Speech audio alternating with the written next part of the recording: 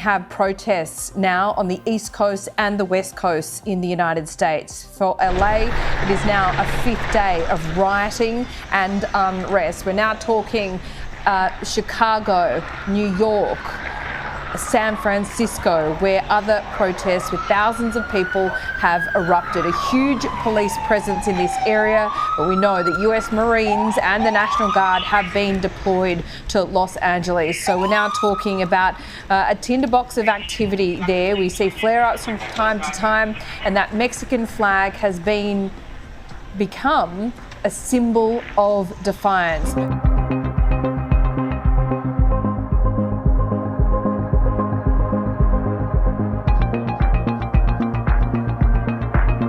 Now to LA, where the mostly peaceful protests continue.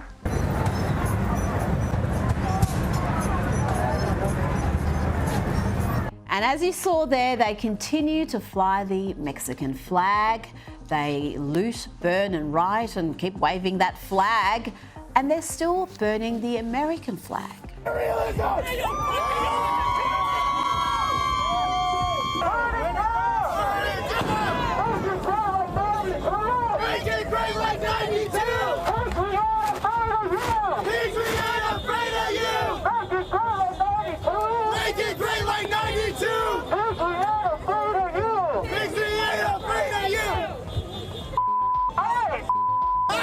They're not only burning the American flag, but they are spitting on it, just vile anti-American crims, destructive crims. And if you want to know why the National Guard was called in, well, it may have something to do with cops being attacked like this.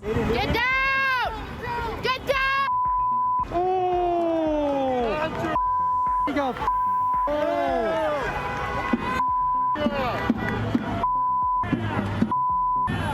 Oh my God, he got Yeah, that looks like attempted murder, but the Mayor, Karen Bass, is more concerned with ICE. She wants immigration officials to stop doing their job. Administration, and if you could speak to them, what would you say right now?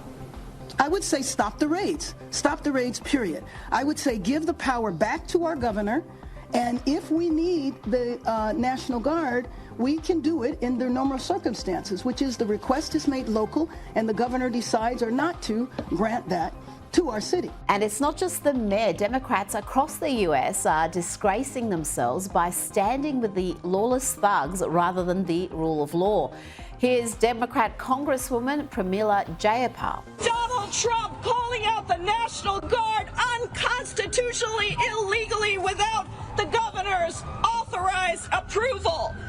As Jaime said, that's something that has not happened since 1965. And it's hard to imagine that this time the National Guard were sent out to attack protesters that were exercising their constitutional obligation. Constitutional obligation. Yes, she said that. These people are nuts and they are determined to lose. This issue is a loser for the Democrats every day of the week and twice on Sundays. But Congresswoman Jayapal wants to see more of this craziness. It's apparently good for the country. It is actually in the interest of all American people to stand up for these rights.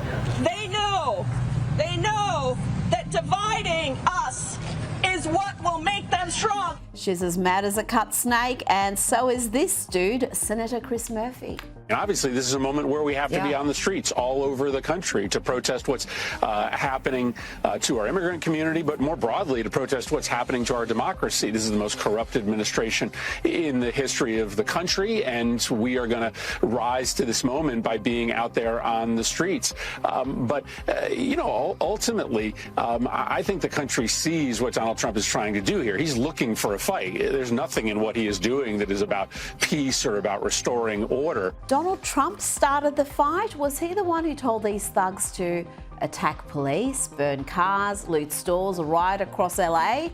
And Trump's called in the National Guard not to restore order, but to continue the fight. Genius work there from the Democrat on MSNBC. Why don't you try saying that to LAPD Chief Jim McDonnell, who fears cops will lose their lives in this violence? This violence that I've seen is disgusting. It's escalated now since the beginning of this incident. What we saw the first night was bad. What we've seen subsequent to that is getting increasingly worse and more violent. Tonight we had individuals out there shooting commercial-grade fireworks at our officers. That can kill you. And we have adapted our tactics to be able to have a chance to be able to take these people into custody and to be able to hold them accountable. Let's bring in Sky News contributor Kosha Gator. Kosha, the Democrats are playing with fire here, excuse the pun, but this is just dangerous territory for them. It really is. The shift in public support for getting illegal immigrants out, and especially criminal illegal immigrants, which is where the administration's focus is and where those initial people in LA were apprehended, has been unlike anything I've seen in terms of just even 8-10 years ago, the public support was not there, and how it has completely shifted by double digits in the column of get these people out, because you don't have a country if you just allow rampant illegal immigration, criminal or otherwise.